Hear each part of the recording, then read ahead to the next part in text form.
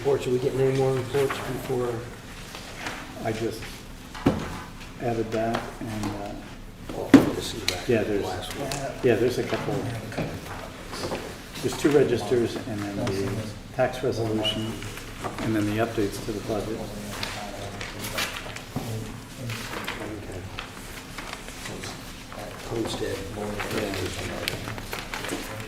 Okay. Back to- We just got that letter at the end of last week. Any of the reports, anything notable or anything, Doug, that, No, no? no, nothing is in. Check registers, I looked over the ones I could see and glanced through this one. I don't have a problem. Do you have a problem with anything? No, everything looks pretty good. Okay. Looks usual, nothing out of the ordinary. I know I always say this on time payment, MHE, I always think that this is the last one. Do I say that a lot? Yes, every meeting. But it's not on there this time. We're getting very, very close. Yes. We did receive, Oh, I didn't get that word out. I'm looking at one. we did receive the soundboard. Lance, have they come to install that guy yet?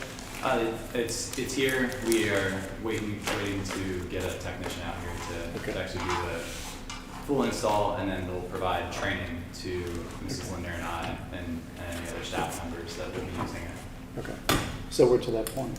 We're to that point. Yeah, Okay. that last piece. Don't say last one. I know, okay. We're still missing. There's a light board that hasn't been See? yet. Yep. So we're starting things on the athletic entrance, I see. We're paying them $2,000 that for the drawings they sent us. Yeah, I sent them an email after the board voted, so they're moving ahead with that. I talked to Audrey Bear from Piper for the financing portion, and she sent me back estimates. So she's going to come up with the bid proposal for the financing portion. So we ought to have that, I would imagine, in June. So we'd have all the funds necessary, and MHE is moving ahead. So the next thing we'd see with them is them preparing to bid the project. Good deal. Both of those will take board votes. Yeah. Anything else on that, Anthony? No, sounds good. Okay, Heather's good. So in the May meeting, there are a ton of things to approve. Everything from where we have our money deposited to the agreements that we have for state bid processing, assigning the custodial accounts for the activity fund, the athletic fund,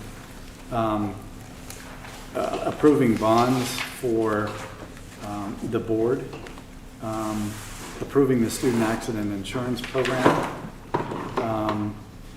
the purchasing consortium, which is an agreement we have with Blast, and they do consortium bids for things like technology pieces. PSBA, PARS renewal, software renewal for nurses, software.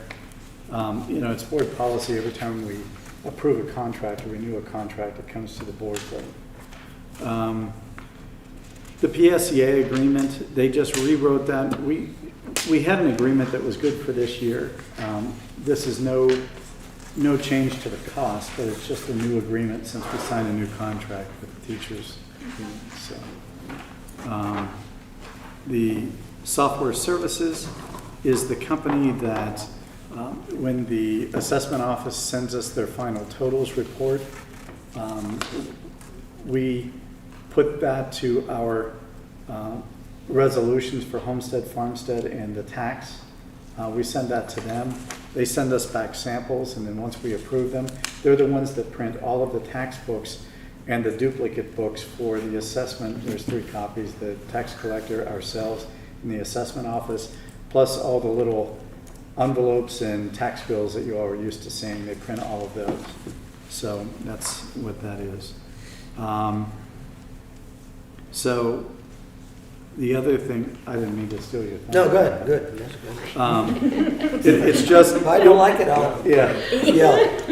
My face will turn red. Yeah, you'll see in the May meeting, finance for all the motions, it will almost run the alphabet just in finance, because, and then June has a few items, not as many as May, but it's just getting all those little agreements in place in May.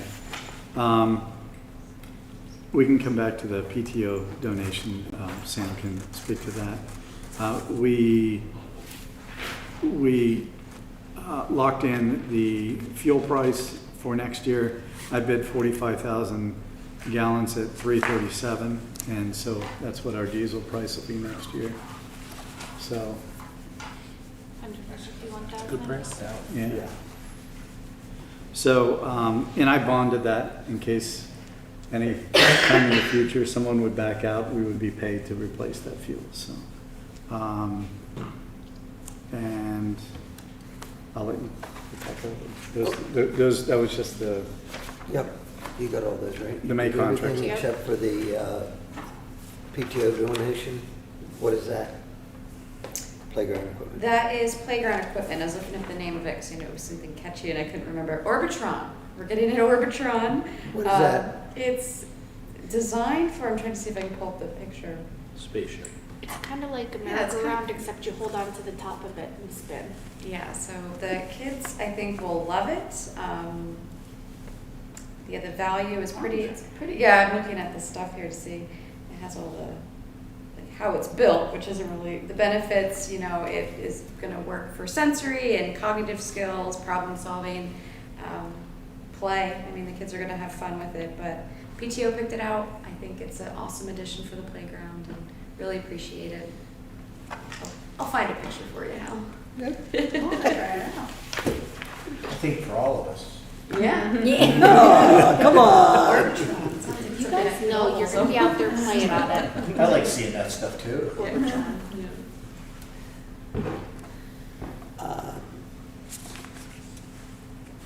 Okay, then we can go to other.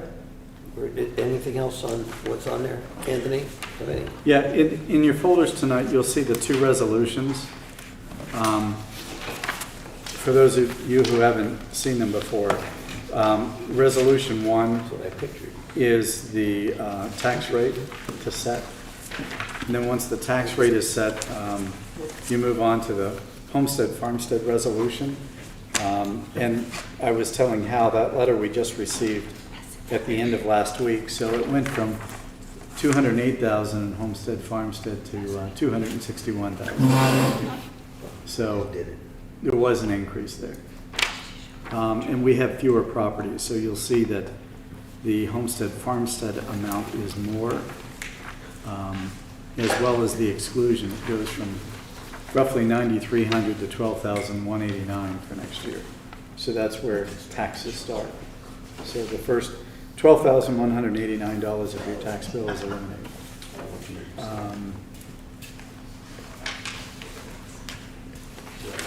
And then I made a copy of the May budget, and essentially the only change in there is the homestead farmstead. So I was telling Randy, we're still waiting on the last IU 17 special ed contract.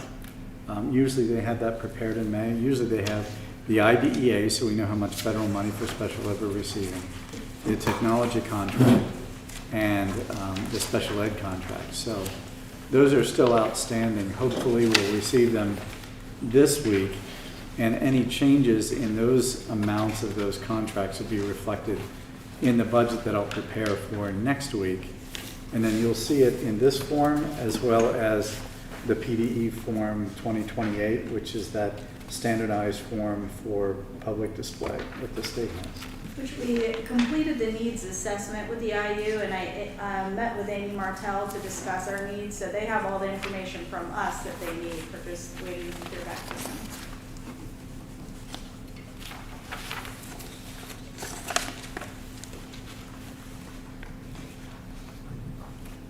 You done? Yeah, I am. Okay. The other thing was we all got a copy of the teacher schedule, how many students they have, and we have very low student population in our classes, which is very nice. And I just I'm a little concerned that we're gonna have more teachers than we have students soon. And, because when there's 6 and 7 in a class,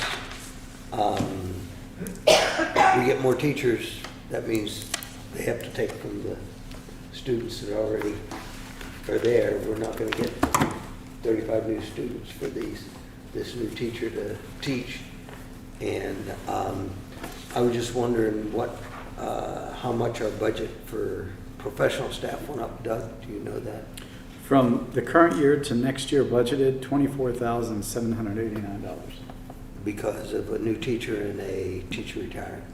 Yeah, it's teacher retiring, plus at the beginning of the year, we had some teachers exchange from last year. See, I'm still operating from an estimated budget for this year because I'm actually paying payroll through August. I'm not gonna be So over that, I'll be under. Additional retirees Yeah, after the budget was approved. yeah, from last year.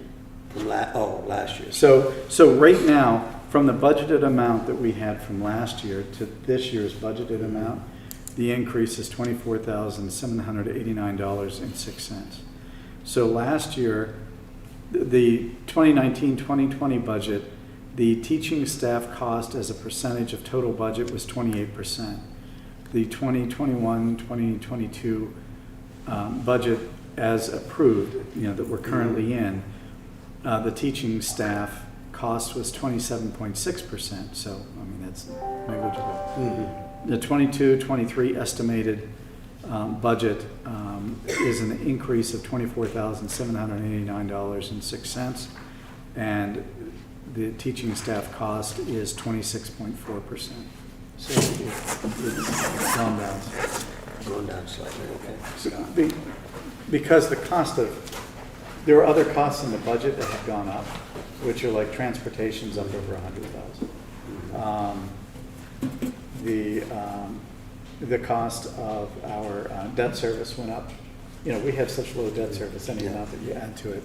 Plus, we added $100,000 to transfer to fund reserve, so we're putting $200 from general fund over into our Fund 32, our building fund for roof projects. So that's an additional 100. So there you're looking at 300,000. That's essentially the increase that caused that percentage in teacher salary to drop 1%. Okay. As for total budget. Yeah, okay. Because, one thing I don't want to do is I don't want to have a staff and in a year or two we sit there and Yeah, say, no. we have to lay somebody off. Yeah. I don't want to ever lay anybody Our off. senior class that we have right now is probably the smallest class that I remember in my 23 years of teaching here. And they're gonna be graduating.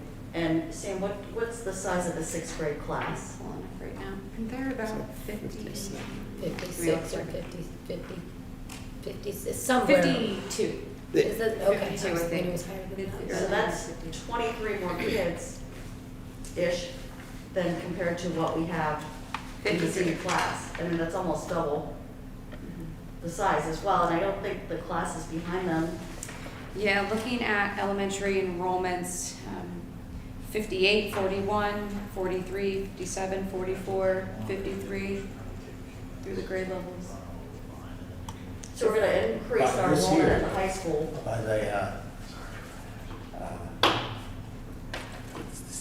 for the grade school, 6th grade has 54, 5th grade has 44, Super low class.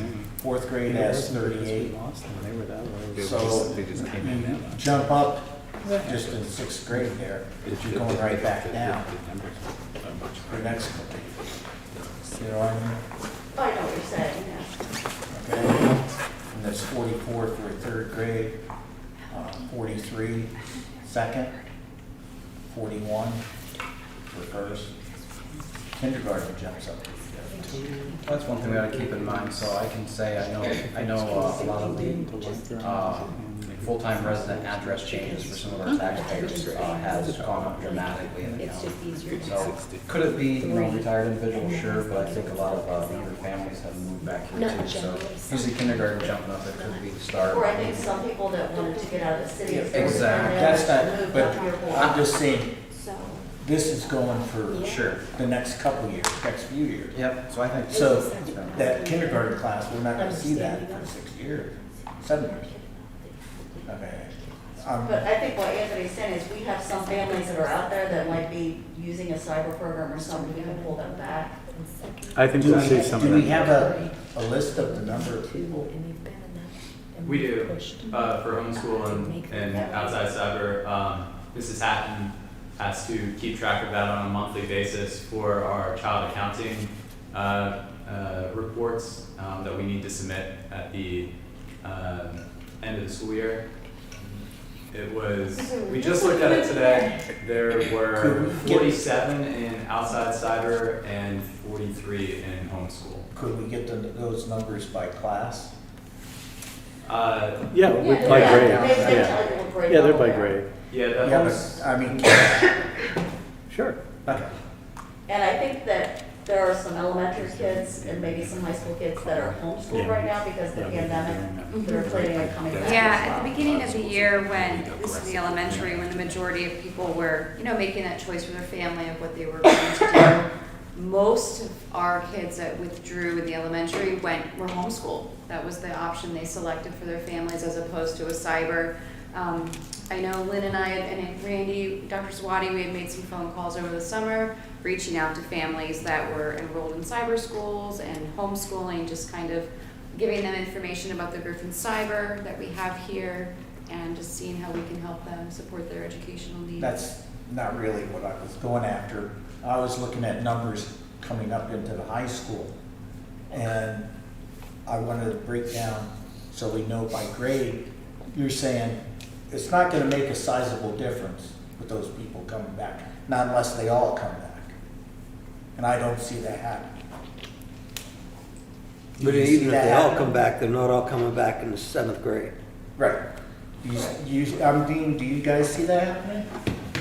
No, I'd have to know. No, See, there that's what there I'm are saying. students that aren't on the list that you're looking at for sizes that will be coming back and adding to those class That's sizes. what I'm saying, that you're not gonna get a big jump in these numbers. But I do wonder about people coming back for high school versus elementary school, homeschool. They might get to at that point and say, it'd be interesting to see if we have data on that for previous years. I know that cyber has kind of taken off in the past few years, but I'm just curious if we see that at all, like And I know- for high school. You know, some family members, they have their kids in the Catholic school in Towanda Right. until 6th grade, and then they're coming here next year. Right. Or they wait till they get to 9th grade, and then they're, you know, some cyber kids coming back. Right. And just a few I know that are homeschooled or in cyber charter, their biggest complaint about Sullivan was our curriculum and Limited. leaps and bounds. So if we do nothing, nothing's gonna happen. That's guaranteed. What was their complaint on our curriculum? They weren't happy with the programs that we didn't offer. So some of the AP stuff, things like that we talked about, last month? The history class was a big one too. So, just those few things. I mean, we're making improvements, so I'm hoping that pans out for us. And I was just curious, we did scheduling last month, just to see how many students would be interested in that Pennsylvania and local history class. In 9th grade, 23 of the students had it as their top 5, one of their top 5 electives. 13 did not. In 10th grade, 19 chose it as one of their top 5 electives, 18 did not. In 11th grade, 9 chose it as their top 5, 26 did not. In 12th grade, they get more choices. But 13 had it in their top 8, and 19 did not choose it as an option. So there's quite a few kids that are interested in taking a course like that. So, But they're not gonna take Yeah. something else, and they're gonna take that instead. My concern partly is, also we sit there, we get an elementary class with 26 kids in it, and we look at the same subject in the high school, or a subject in high school, and there's 5 in one class and 7 in the other, or 6 in one and 7 in the other. And I would rather see a smaller 6th grade and bigger high school classes. Matter of fact, when you got 6 kids in your class, sometimes even having a discussion is a challenge. You know, when Different you only ideas. have 6 kids, I'd rather have 16. Right, You know what I and mean? some of the things that happen in the high school, because you have so many moving parts with different Mhm. grade levels and different elective choices, like, I think it's the world. That's it. The world history classes, I think there's 2 small classes, sections, and then a large section, and it's that way because of the scheduling and having limited opportunities, and just the way that worked, that's why the 2 world history class, 2 of them are small, one's bigger. But when we started limiting our English classes to 2, like 10th grade had to be split between 2 English classes, because we reduced our number of English teachers, and we have an English teacher teaching a history class. We have one class for English 11 or 10 that's large, the honors class is small. And you can't separate that large class because you don't have another spot to put those kids. You see what I'm And you saying? expect our honors classes to be smaller, our AP bio to be I'm not talking smaller. about, I understand, those are gonna be small. Okay. By far. But if you have, or 2 English, 12th grade English classes, one's AP, one's English 12. You might only have 5 kids in AP English, everybody else has to go in that other class. If you only have 2 sections. And that's, I try to explain, when we started in the summer last year,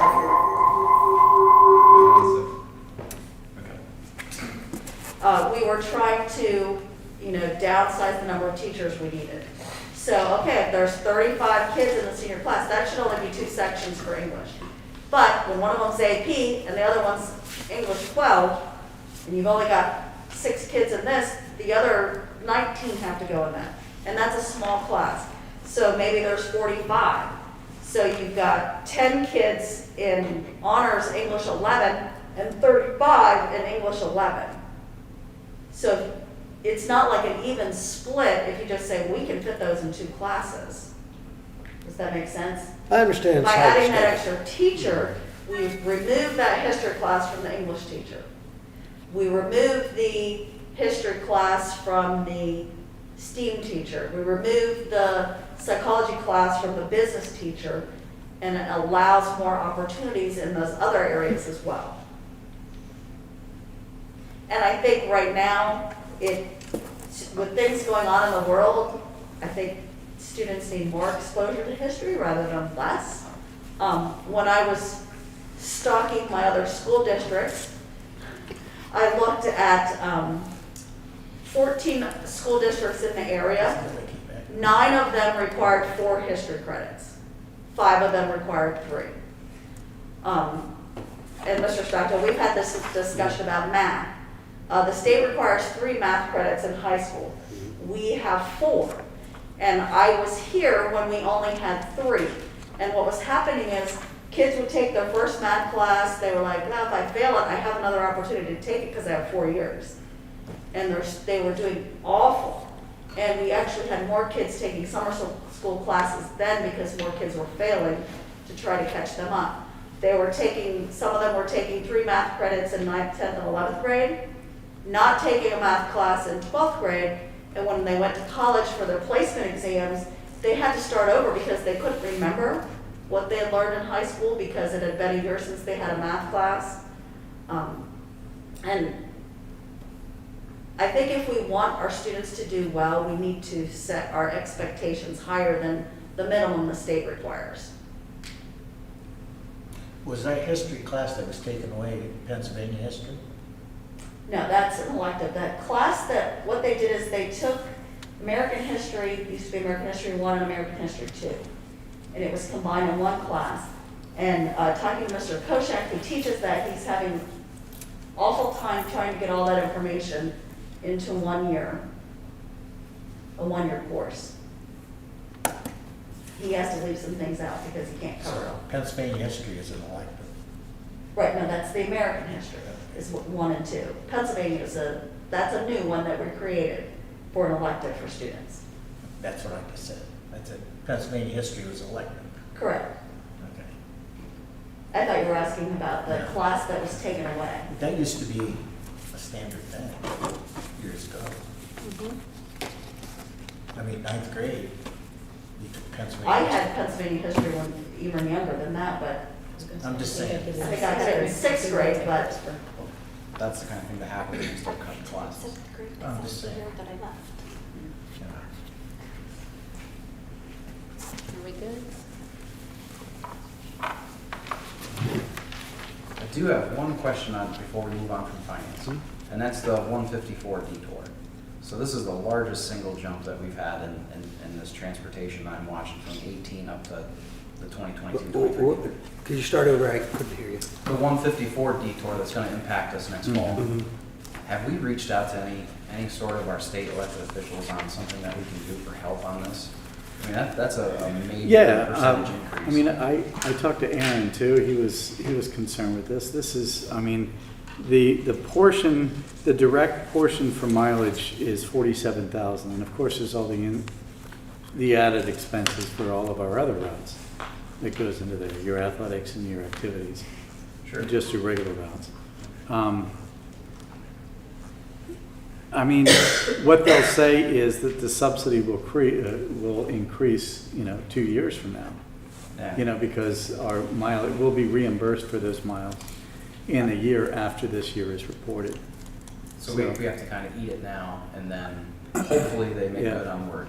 And I know what the concern is. I just want to get the road fixed. I'm with I you. think there's do two too. issues. I think there's two issues though. There's the subsidy, which we said we would get Yeah. back because it's a year lag, Yeah. but it's also the time that they spend. Yeah, absolutely. That's really the worst. Well, that's the worst part because I'm not sure I fully understand the timing. Well, I think I know, but the timing side of it, it seems to be more geared towards, I would say, the extracurricular activities versus what it's going to do to the school. Yeah, I think the focus is to keep World's End but I mean, that's kind of the economic engine of that part of the county through the summer as well. You know what I mean? Yeah, I mean, there's no easy choice there. It's going to affect at least part of the year anyway. If it's a 6-month project, if they'd start in June, it'd still be running through the end of the year. I just didn't know if there was just something, we're a small school, it's a big impact to us, Oh, I if know. there was any sort of official Yeah, see, state legislature that could help. When you talk to the state, what they don't recognize is the length of the trips that we have now, because that's unusual to us. I mean, we're the second largest in geographic area in the state of Pennsylvania. And then the limited routes that can be taken because you have all those canyons. Any other detour would just be, well, you just take the next intersection and there's your detour. The detour isn't go to the next town and make a right. I mean, that's what we're having to do here. So it's the change in mileage from turning at Forksville to, 12 miles down to the intersection of 220 and then down. So, you're probably adding 15 minutes a day to all those schedules on the best of days. And that's, times 2 for round trip.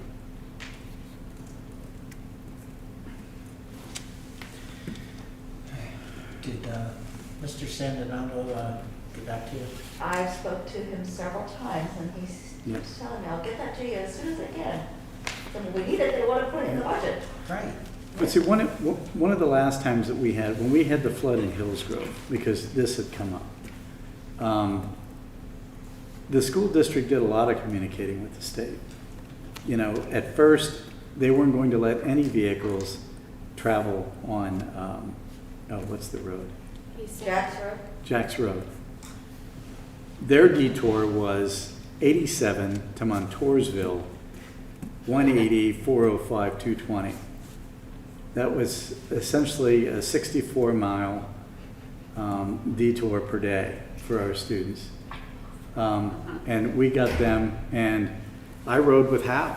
We went over, we were getting, PennDOT actually improved the road enough that they would allow the small bus on it. And then vehicles that we could transfer students to SC9. And for months, I was out there with Melvin Rowe at the intersection of Jack's Road and 87 to make transfers. And I rode with Don Evans because he was picking up, small family groups to take down there. And then they improved it enough that they would allow a bus on it. So they did listen in that respect, but for this, they're looking at, a hardtop detour of less than 20 miles. It's not shaking them this time. That other one was extreme, to say that we would have to transport to Montoursville and then back to Sullivan County. And if you remember that road sign on 180, just as you come past, what exit is that, where the cement plant is? It said Hillsgrove Detour 87, that was, 180 was the detour. So they do listen to a certain extent. I just don't know how much we can impact it. They know they need to replace that road. And I guess it's going to look like 87 does after the landslide past Hillsgrove, if you remember there, it's like pinned in cable, that there was a section that they had replaced there. So. And is it gonna be closed in both directions, the whole That's 6 what they're- months? that's Or what is it gonna they're be a one lane at some point? Yeah, that's what they're saying. Well, it could start that way, but almost immediately they'll be into cutting and. What are they replacing down there? It's that portion that is subsiding. It's going down the hill. Yeah. So they keep adding asphalt to it, but all they're doing is delaying it. So what they need to do, it's a short section. It's like from here to the back of the room that they need to work on. And they've only attributed, what, 2.8 million to the project? That's what was in the. Which isn't much. No, I don't see how they'll do it for 2.8 million. But they're going to have to move into the cliff, and then they're going to have to, I guess, cable concrete or, with cable stays or however they do that.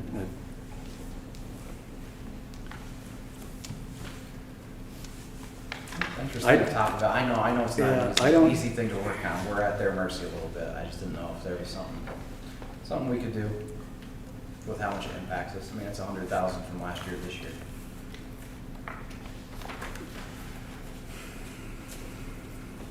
Thank you. Yeah.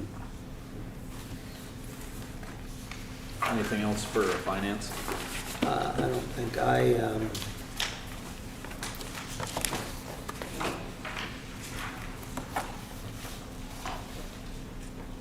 no, nothing else. Joe, you wanna go building, you wanna take on buildings and grounds? I can usually do. There's just some information. The Sullivan County High School yearbook, use of the auditorium, Sullivan County elementary music department wants the use of the auditorium. Class of 222 wants the use of the auditorium and also the use of the gymnasium.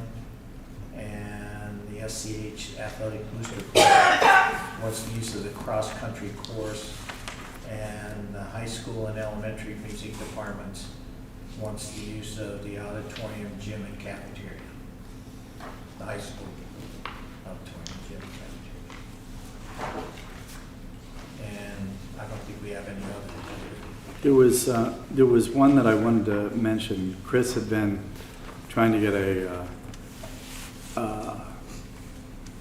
a bid for the gym roof, and we got something back from Tremco, and we're just trying to clarify that, so there might be something that we'll have, and that would be a reserve or use of the capital reserve fund, and not, so that would make our transfer, and then it would be out of that. But we just want to make sure that everything we need done is going to get done, and it's the appropriate materials. Because there are some substitutions listed in there simply because the roofers can't get certain components for the roof. So that may be an additional, but we would send that out prior, as soon as we get it. Is there anything we have to do on the addition from a buildings and grounds perspective to move the needle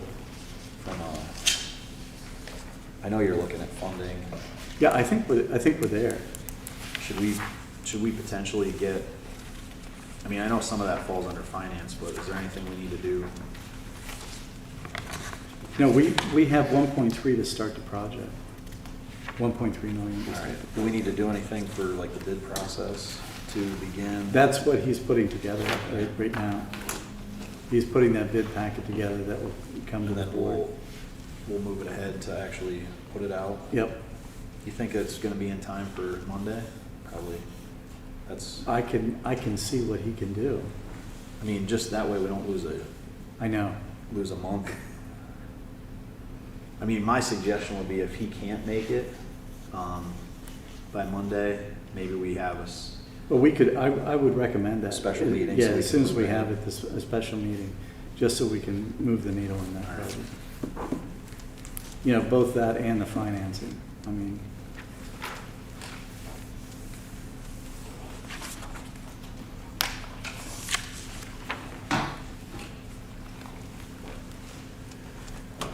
Good?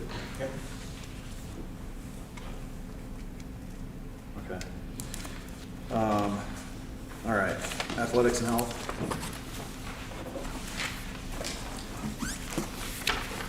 Yep. Actually, I just got a message.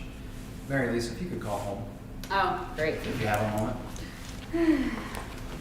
Yes. Nope.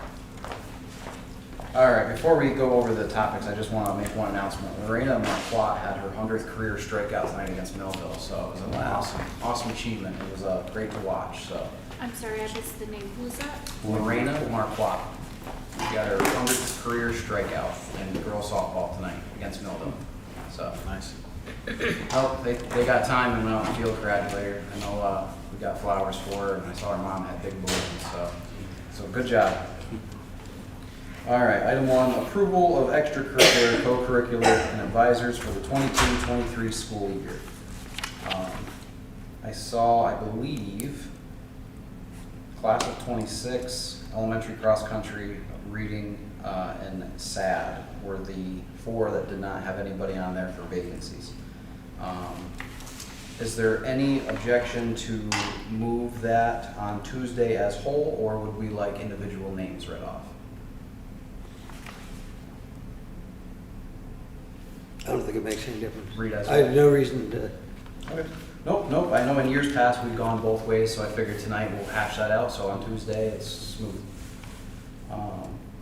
Item 2, approval of the coaching positions for the 22-23 school year. I believe the varsity girls basketball coach and assistant coach are the only 2 positions that are vacant. Do we want to read as whole or individual coaches for positions on that as well? Just read it as whole. Read as whole? Everybody's seen the coaches, so I just wanted to make sure if anybody had any objections, wanted to vote individually, that's fine. Okay. Item 3, the approval of the list of volunteer coaches for the 22-23 school year. And I don't see any vacancies on there, with lots of recommendations. Yeah, it's just they're again, not like a, yeah. Anywho, again, read as whole unless I hear any objections until Tuesday. Item, I didn't have any objections to what I seen. And Hal or Joe, any other additional items?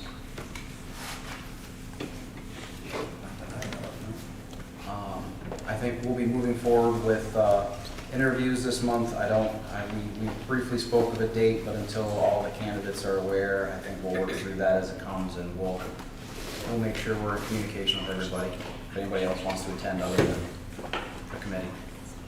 And that is all for athletics and health.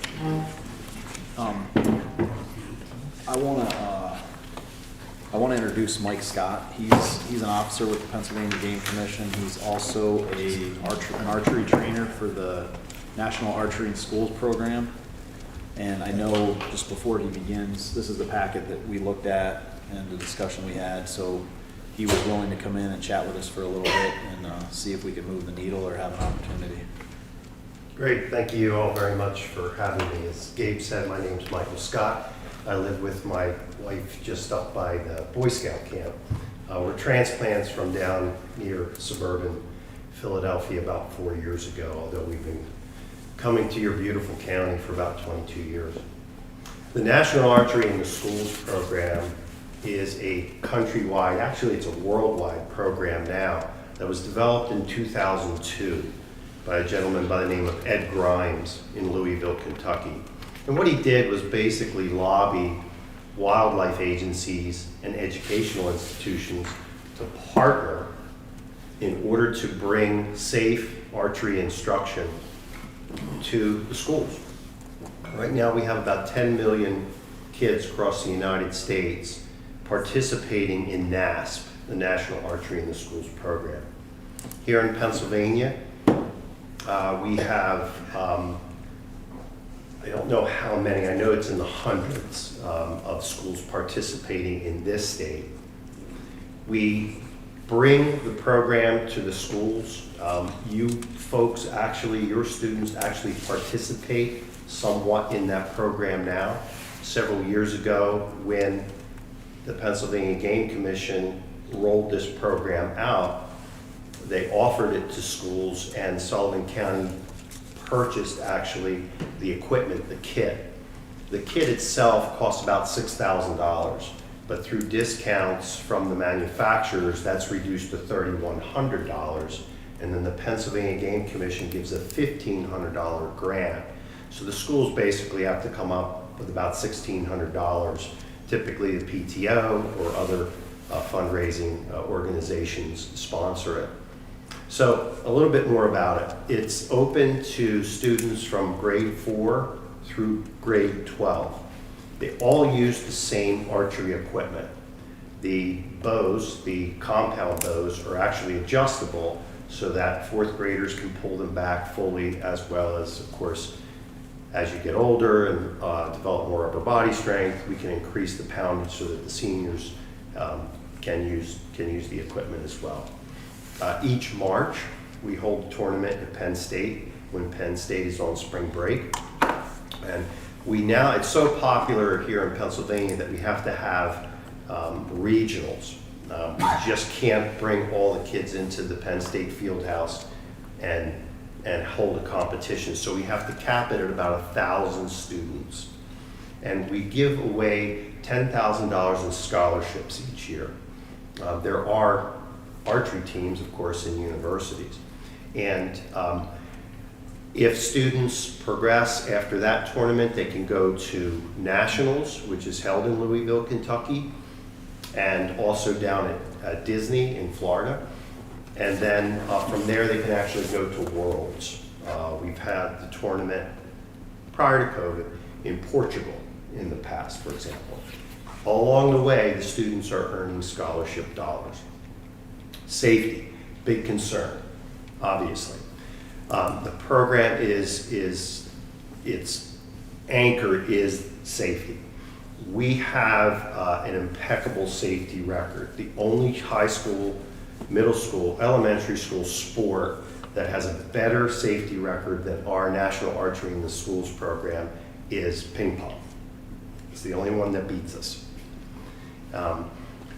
As a trainer, I bounce around the northeast part of the state, and I go in and train athletic directors and gym teachers and volunteer coaches how to bring this program to the students safely and also in a very, very positive manner.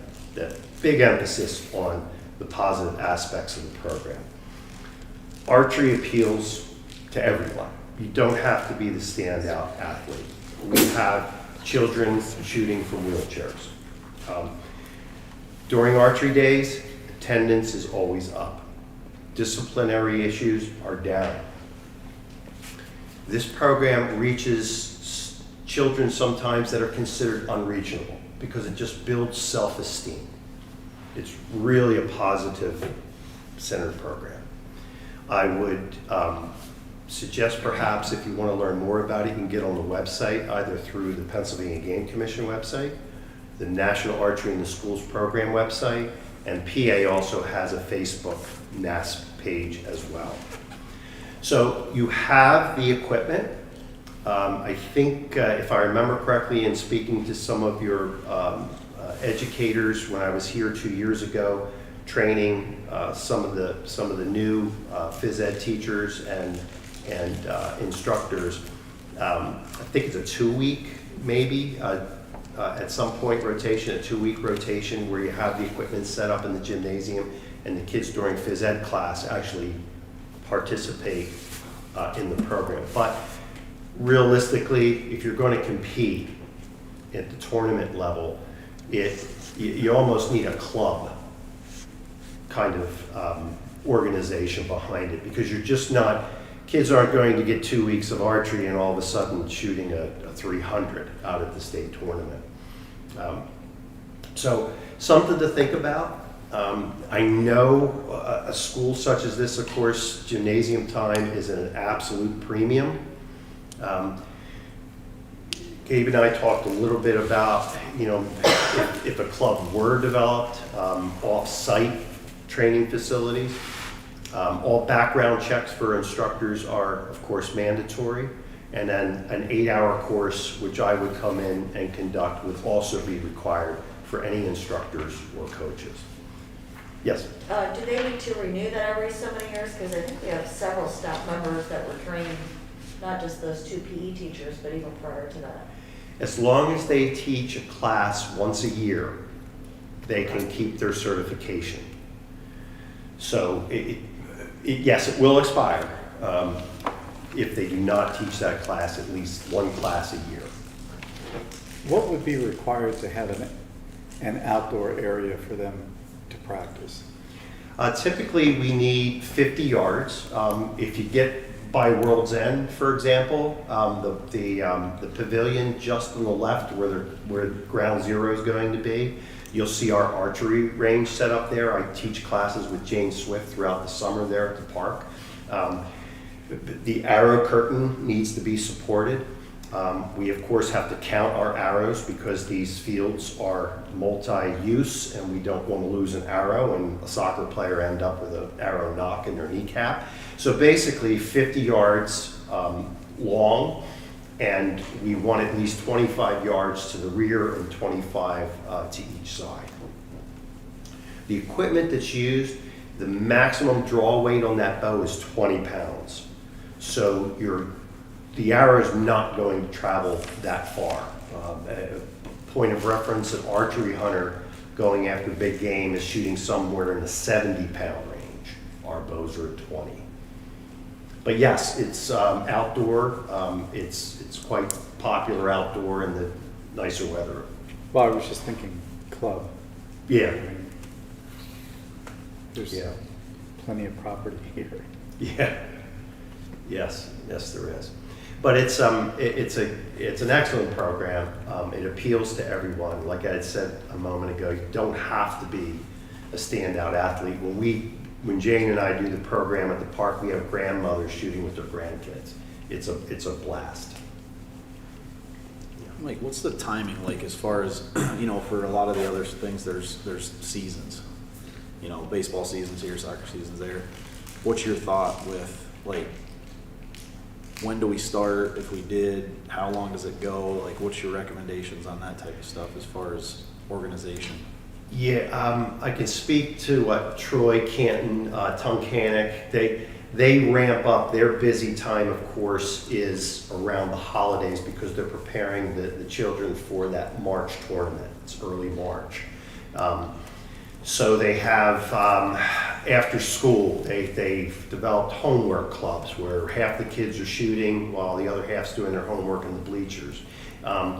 So you probably need, Gabe, at least 6 to 8 weeks prior to that tournament, somewhere in the school year. It doesn't necessarily have to be January, February.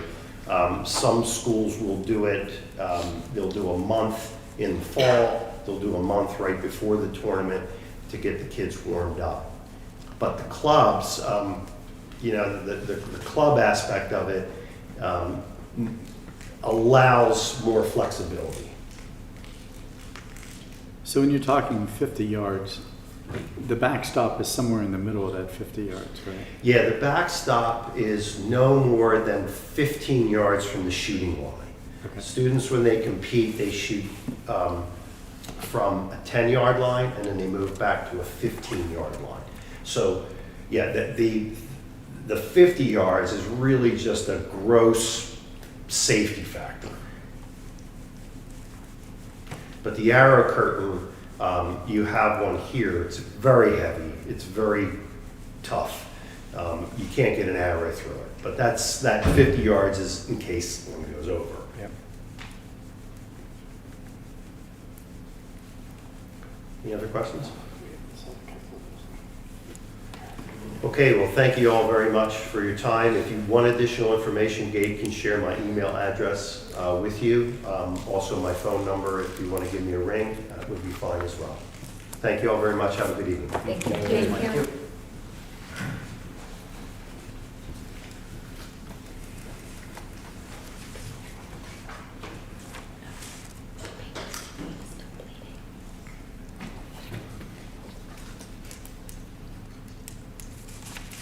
I have nothing else for athletics now. Do you guys, I mean, what's your thoughts on that? I said, see what it takes to roll it out if we have interest. Because, I mean, what spawned this, and I don't even know the ins and outs of it, but what started the conversation is I was actually at North Mountain because one of my boys shoots on the trap team, and was in there. I went in to get something in their closet, and there's literally like thousands of dollars worth of archery equipment. I don't know what is the schools and what isn't, but I said to Mike, because there's a couple of those guys that are always down there doing trainings for different things. I'm like, holy cow, where did all the, like, whose equipment is this? And he started to tell me that some of it's the schools really, or the school participating in it. And that's kind of what got the whole conversation started. I don't know the ins and outs of it, but there was a time when I think the school already did this, and then it got... Yeah, they did it in a gym class. And then it got nixed for whatever reason. So I don't think there's necessarily, I don't know, but I think one of the big concerns was if you did it in the gym, the potential damage to the gym floor. I think somebody had said something to me about that, but ultimately from allowing kids to participate in some extracurricular activity that maybe gives kids that don't want to play baseball or soccer something else to do. I mean, this is Sullivan County. We ought to have activities that reflect the flavor of the culture of the We do county. host something called the Bow Fest that brings wildlife. Well, that's what not just Hal, state, but national that's what I said to Hal. attention. It's not like we haven't strung a couple of arrow curtains down. I know it hasn't been too long ago that they stopped, or that they hadn't been doing archery, at least in gym class, because I usually communicate with the phys ed teachers, because we have some students that would need accommodations to participate with the bow and arrow. So I'm not sure when that was that it stopped, but I don't think it was like too long ago. It was definitely. Right after Rich Rogers left. Yeah.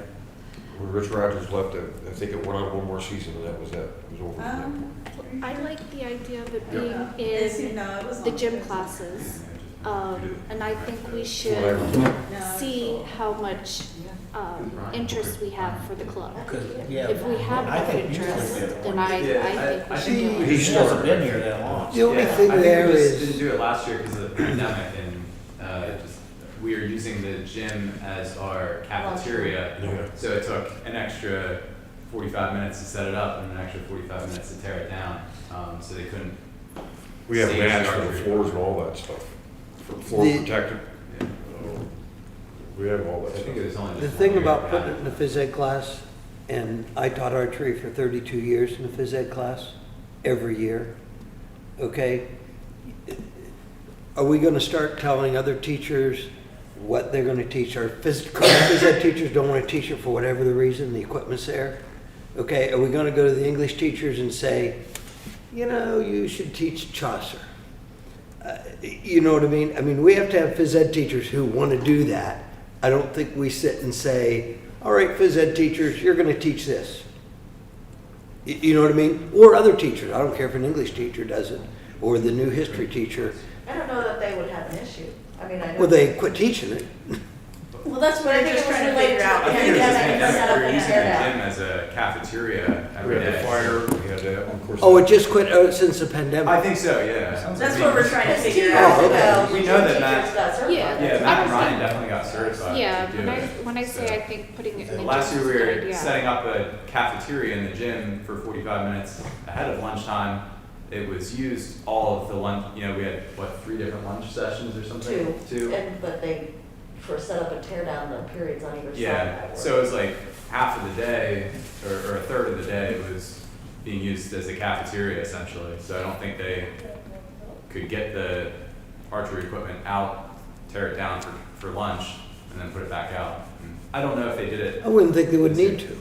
Yeah.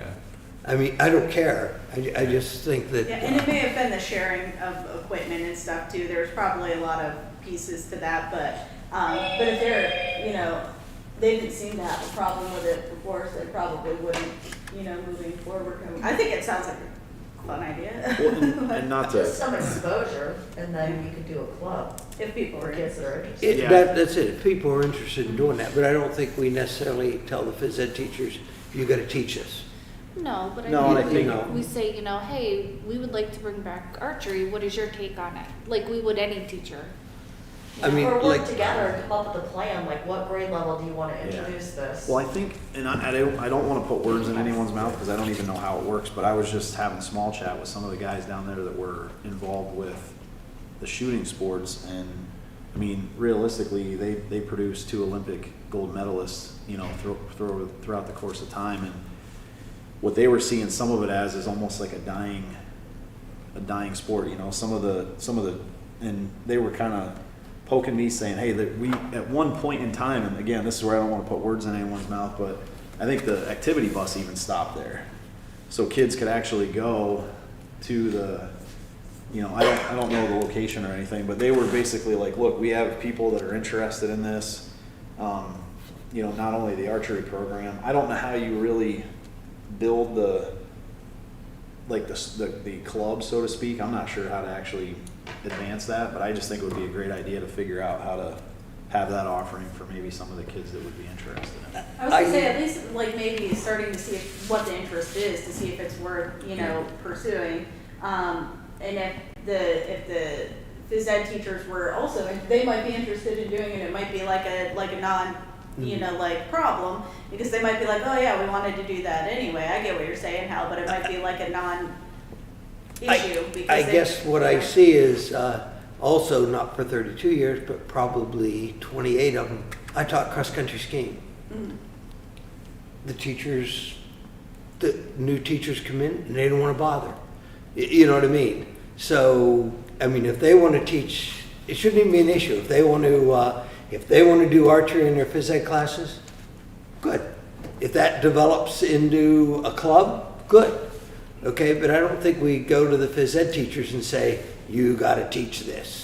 No, I get what you're saying, but they might not be thinking there's an maybe there's an interest, they might not be thinking about a club because they're just thinking about, their regular Well, I stuff. think it starts in the class first, and then it becomes a club. You know what I mean? Or, I mean, that's how I started golf, Right, as a yeah. club. You know what I mean? Okay, and you get it, and if you get interest in it, and then you pursue that. Okay, but I don't think we go to the teachers and say, okay, set those little Well, targets maybe up. not present it as, hey, you have to teach this. You could say, hey, Just we have present They it got and the say, equipment, this is an they got the opportunity equipment, we they got the have. curtain. What are your thoughts? Or you were trained in this a couple of years ago. We like- could also Yeah. just find out why it was discontinued. Yeah. I don't know, I know we tell our history teachers, you're teaching American history this year, next year you're teaching world history. next Well, year- yeah, but listen, okay, we do that. Yeah. Okay, but we don't sit down and say, you're gonna teach world history, so you're gonna spend 4 weeks on World War II. We don't do that. Okay, that's a professional option for what they teach. If they teach world history and they decide they wanna teach about whatever, that's what they do. Hal, I'm not sure I understand your point. My I was point gonna is. say, we don't have to tell the teachers you have to use Yeah, this much that's what I'm time saying. to do it Let 'em- either. Let them Like- do it if they want to do it. They've got the equipment. But I don't think we say, you've got to teach archery. I don't think we were saying that. I think we just start by What are we saying then? getting their voice, You almost have to I go out to the. agree. Getting their All we opinion. said was that it was they were doing it before, So- and we were just wondering why they stopped. Yeah, let's find out why they stopped. My information says that Wasn't it stopped in the gym classes because the training didn't happen. They didn't have the training, so they couldn't do it in gym class anymore with the transition of new okay. teachers. Is that, because I remember Ryan doing it. He said he does not have the training. Really?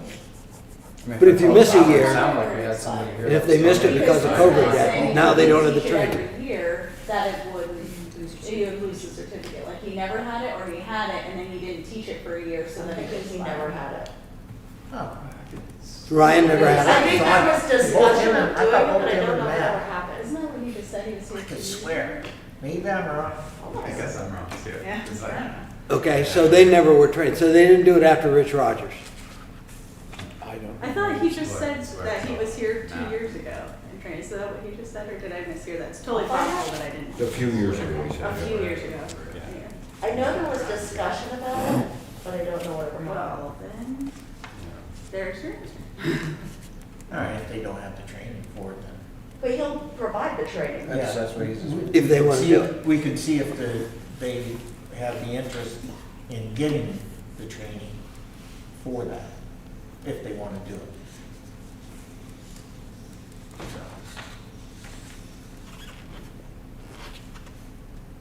Because I imagine we still have the equipment and stuff, right? We do. Well, we could check the condition, it's been a while. You know, $1,600 isn't a big expense, and I know we had Some of it. it for the play, the drama production this year, and Yeah. it looks pretty new, but strings and stuff would have to be checked, because Yeah, we had old arch equipment, and then they bought all new after I retired. Yeah. So I'm guessing, That's because you're our retired. health, You our got phys ed the- teachers that we I was have, thinking that it was. their gonna be first year was the year we closed after the fire. Their second year was the year we closed for COVID. Visit teachers, I'm a teacher. So some of those Yeah. trainings might have been scheduled, but it didn't happen. Plus, makes sense of why our frame of reference doesn't exist. Really what it sounds like it comes down to is questions have to be asked to our staff. And then if anything needs to be brought to the board for approval, we go that step next. Right? Yeah. I mean, I think it's something that there will be interest in the district Yeah. for students. Yeah, we don't have to adjust liability because I know that activity is already on our list of activities for our, our insurance, so. And that's what we'll do. So apparently one teacher was trained and the other one wasn't, timing wise. So then it didn't make sense to have the equipment all set up, have to tear it down in between classes. Is the information. Like I said, I remember, He came to train them both and one was sick. I was gonna say, I knew there was. Too much fast weather. And then there's board policies for how like a new club would get approved and funding for coaches and stuff is, you guys. Great.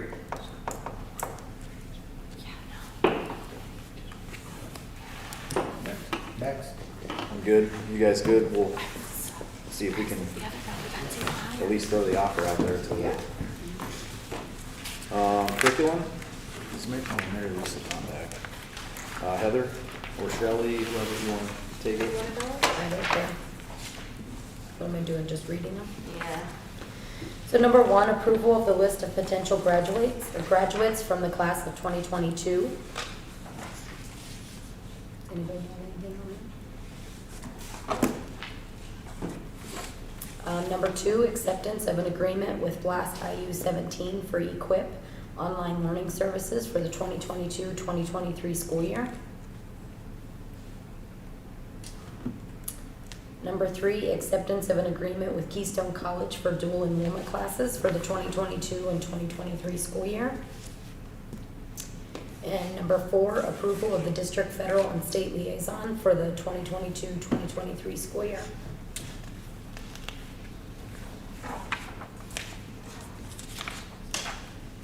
Anybody have any questions?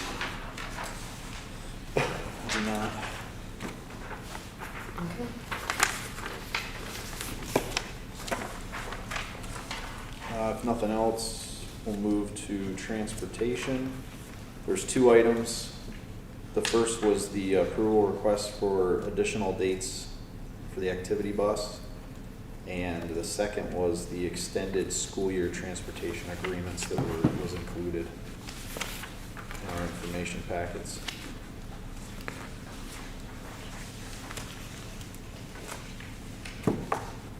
And then, of course, the 154 deal that we already talked about, so.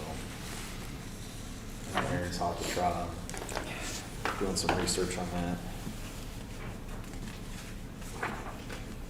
If nothing else, we can move to personnel. Crystal is not here. Well, Anthony, you want to take that on? Sure, so item 1, approval of technology support work compensation request. Is there any questions, concerns?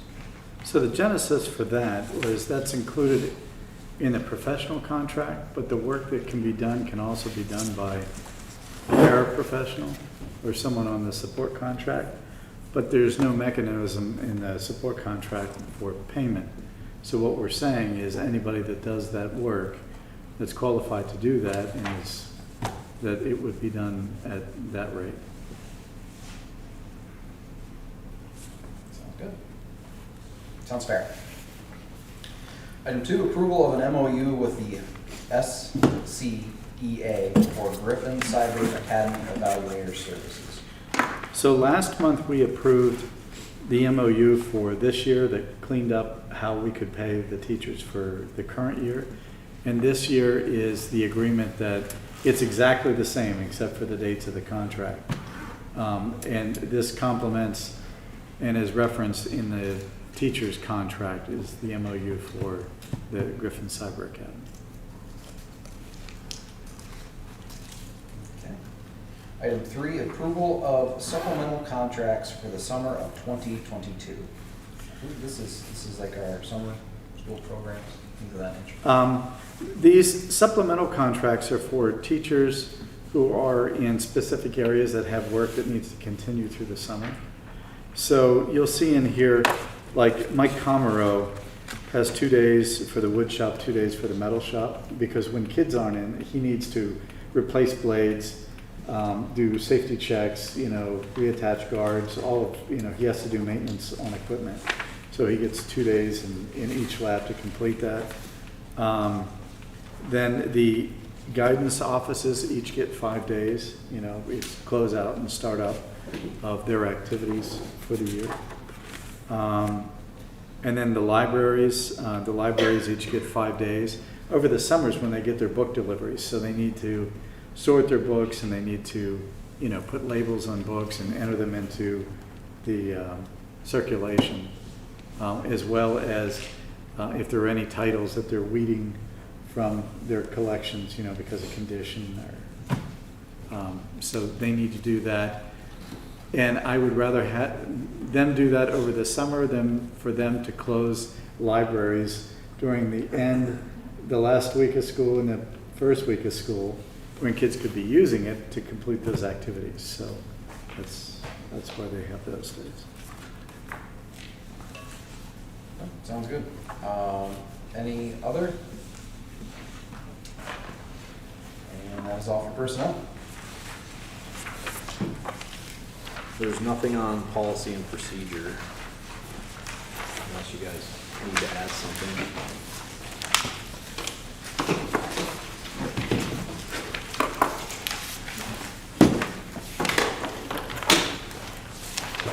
Only reminder is, because I made the mistake, which probably none of you did, I had next week's meeting as Tuesday still, but it's actually Monday.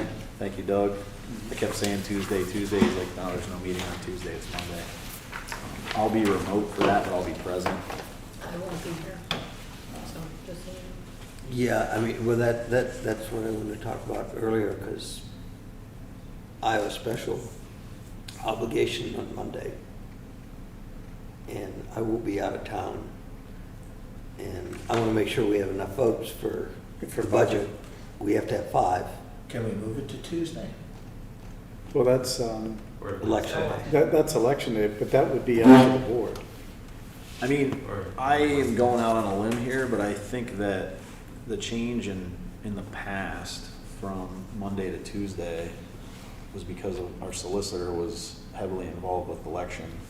Oh, that's true, I never thought of that. And John's firm, that doesn't affect them really at all. I think the reason for our change really has nothing to do with it coinciding in any way with election day. I think it had everything to do with our past solicitor. So Let's move it to Tuesday. I think if we move it to Tuesday, Interviews it's, scheduled for Tuesday because there wasn't a meeting on Tuesday, but that's up to you if you want us to reschedule. sorry, what was that again? There's interviews for the special ed position scheduled for Tuesday because there wasn't a meeting. So I think Linda sent out an email Are they at the same time frame? starting at 6. Okay. Are we on phone? Okay. I don't want to. That's up to, the reason I actually brought it up just because I had Yeah. it screwed up on my schedule, but Hal has a point because we have some pretty heavy May is a very elements important meeting. to go over, so for us to have as full a board as we can. I'll be here virtually or not on Monday, but with Hal being out and Shelley being out, we're missing 2 people right off the bat. And see, if you get down to that point, you run the risk if someone votes no, then you'll have to have another board meeting anyway. So if you have at least a larger majority of the board here,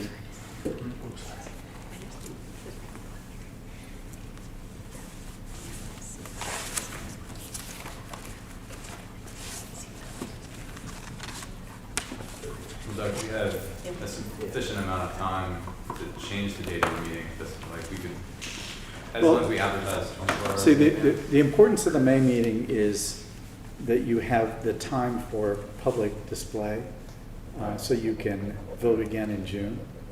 And you want to make it early enough that if you need to have another meeting, and as well as DCED requires that you have your tax posted to them by the end of the month. So, I mean, there's just a couple calendar items. Do we? Sorry.